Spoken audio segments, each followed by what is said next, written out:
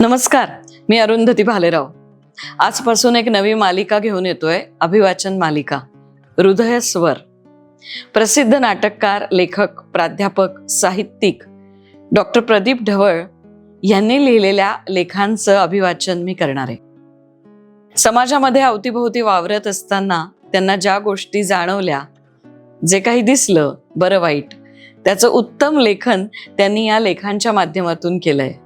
हृदय स्वर म्हणजे आतला आवाज, आणि खरोखरच हे लेख वाचताना त्याचीच प्रचिती येते. नमस्कार. आत्ता ज्या लेखाचं अभिवाचन करणार आहे त्याचं नाव आहे जीवन सरिता. बघा कसं होतंय, या रोजच्या धकाधकीच्या आयुष्यात आपल्याला 5 मिनिटं स्वतःशी बोलायला, स्वसंवाद साधायला सुद्धा वेळ नाही. आपल्याला काय आवडतं, काय नाही आवडत, आपण कशाने दुःखी होतोय, काय झालं म्हणजे आपल्याला आनंद होतोय, हे काहीही विचार करायला आपल्याला वेळ नाही. कारण सोशल मीडिया सतत त्या स्पर्धेमध्ये मी अधिक कधी छान दिसेन आणि कशी दिसेन याच्या आपण मागे लागलोय. हे सगळे विचार या लेखामधनं डॉक्टर प्रदीप ढवळ यांनी अतिशय उत्तम रीतीने मांडलेत. ऐकूया जीवन सरिता. आपलं बालपण आठवलं की एक गोष्ट आपल्या लक्षात येते ना, की आपल्यात प्रचंड उत्साह असतो, ऊर्जेचा खजिना असतो. पंख नसले तरी आकाशाला गवसणी घालायचं स्वप्न असतं. त्या वयात आपण काहीही करू शकतो हा ठाम विश्वास आपल्या बरोबर असतो. पाऊस आला तर अंगणात धावायचं, सायकल पंक्चर झाली तर चालवत नेऊन दुरुस्त करायची, कोणी चिडवलं तर लगेच उलटून उत्तर द्यायचं. काहीशा हट्टीपणानं पण निरागसपणे आपण आयुष्याकडे बघत असतो. खरं आहे की नाही? पण जसं जसं वय वाढतं, जबाबदाऱ्या येतात, तसा तसा तो उत्साह मागे पडतो आणि तिथूनच खऱ्या काळजीला सुरुवात होते. कधी कधी हा उत्साह इतका हरवतो की आपण केवळ रोजचं जगणं निभावण्यातच अडकतो. बालपणातल्या उड्या मारणाऱ्या, बेधडक स्वप्न पाहणाऱ्या, उत्साहानं झळाळणाऱ्या त्या मीचं काय होतं?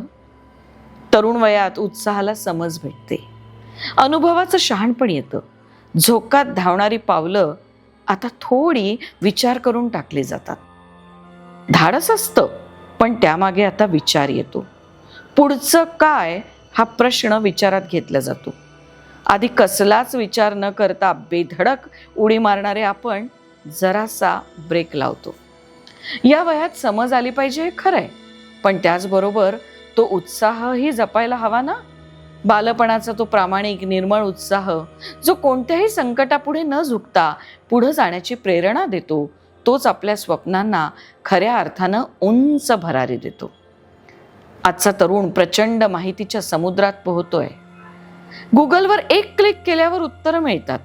तांत्रिक शिक्षण, करिअरचे पर्याय, ऑनलाईन कोर्सेस, यशस्वी लोकांच्या स्टोरीज, काय म्हणाल ते सगळं समोर आहे. पण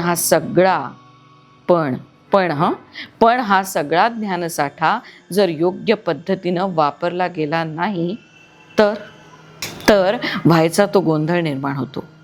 अनेक तरुणांमध्ये मी कोण, माझं ध्येय काय ह्याचीच गोंधळलेली भावना असते. एक उदाहरण घेऊया. 10वी नंतर चिरागनं सायन्स घेतलं, कारण त्याच्या सगळ्या मित्रांनी ते घेतलं. 12वी नंतर इंजिनिअरिंग, कारण मित्रांनीही ते घेतलं. पण आता तिथेही तो फारसा रमला नाही, कारण त्यांनी आतला आवाज ऐकलाच नव्हता. मग त्यांनी MBA केलं. तिथंही तो फारसा समाधानी नव्हताच, कारण तो प्रत्येक टप्प्यावर दुसऱ्यांच्या धोरणांवर आणि अपेक्षांवर चालत होता. त्यानं स्वतःचा आवाज ऐकलाच नाही. उत्साह होता, पण दिशा नव्हती. त्यामुळे तो भरकटत होता. समज म्हणजे फक्त माहिती नाही, तर तिचा योग्य वापर करण्याची क्षमता. समज म्हणजे विवेक. श्रीकृष्णानं गीतेत म्हटलंय, विवेक आणि उत्साह हे दोन्ही असावं. जिथं फक्त उत्साह असतो तिथे अतिरेक होतो, आणि जिथे फक्त समज असते तिथं कधी कधी भीतीसुद्धा आपल्याला भेटते. म्हणून दोघांचं संतुलन करता यायला हवं.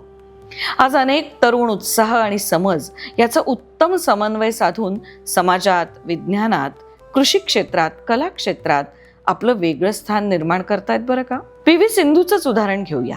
बालपणापासून बॅडमिंटनची आवड, पण त्यासाठी रोज 5 वाजता उठून सराव करण्याची सवय केली होती. म्हणजे काय तर सातत्य होतं. ॲग्रिकल्चर इंजिनियर निलेश परदेशी नोकरी सोडून जैविक शेती करत शेतकऱ्यांसाठी काम करतोय.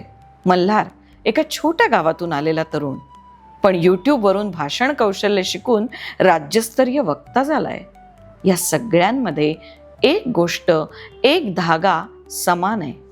त्यांनी आपला उत्साह धीरानं सांभाळला आणि त्याला योग्य दिशेची जोड दिली. अनेक तरुणांच्या मनात सध्या खूप गोंधळ आहे. नीट, UPSC, IT, वकील, आर्मी, मी काय करू? कुठल्या दिशेने जाऊ? सोशल मीडियाच्या सततच्या कंपॅरिझन कल्चरमुळे मन शांत राहत नाही. दुसऱ्याचं यश बघून आपल्याला हरवल्यासारखं वाटतं. अशा वेळी काय करायचं? स्वतःला प्रश्न विचारायचे.